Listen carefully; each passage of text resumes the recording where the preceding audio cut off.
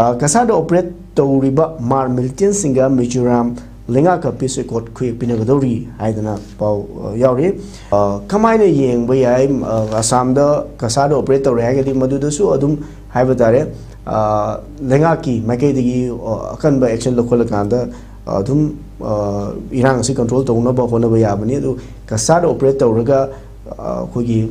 Mzoram, what is Hanagador, we see Kamine Ying Beos, Masmitas. Meegi chakluk the khut thingjinbani the Mzoram same to is Assamgi Chief Minister Levi Assam Chief Minister na ngasi di ekoi adugumba illegal immigrants mayam takharakwa aruga even militants mayam takharakwa pot da tasengna haragadi makoina Jalangam project manung da yawkiba ekoi di we are same blood we are brothers and sisters ekoi Myanmar da settle to oigera Bangladesh to oigera Assam to Manipur oigera any part of the non-eastern state oigera aruga madu Mzoram natraga so na hagi potugi mapan tolokne lawi adana mapan dama manung dama madu maru ani ahum thokna sanaraga salon ani hum tokna olaga muk tawgi pot man ba muk Mzoram government si yauri maram de koi mamang da ongtang ningjang si Mzoram thanga lenge matam da kari wafam thamki laldu oman he karak matam da kari tawki Mzoram thangan torma mathang tarakda laldu homana tuiba river mathakta chosam ga koi Mzoram wa taina ba laiba tuiba river mathakta sangha gi ba thong madu koi Manipur state government ge ayaba lawkibra natraga union government ge center ge ayaba lawkibra lawdana magi jaga nataba jaga da mana changchalaga tawgi maram karino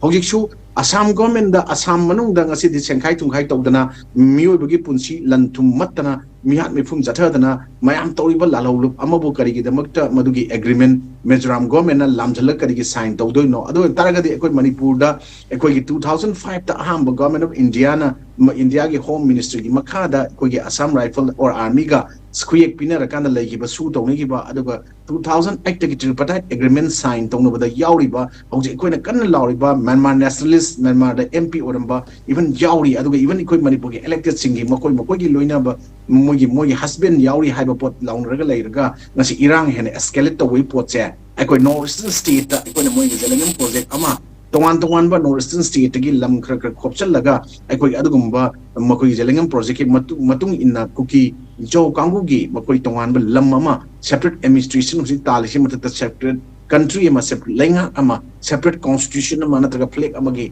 makoi gi pandam ama da makoi administration ama da pamagi pot gi mang fauna no fona bada ngasai gi government gi makha da government gi losing ba nataga ikoi popular government am gi head ama leriba singchina open na thoga lo na di yada bina unlawful organization mayam si komjal laga khulai paiba mayam si khulai ona makoi na heng sin rakpa yaba makoi wari sari habi namada makoi na muksi irang thamba makoi muk thadoga muk sanaba phajalaga sanaba ipota thamma kana masi achouba drama lila ama sanana bkhona rakpune lawi maram di ma ki jaga na tab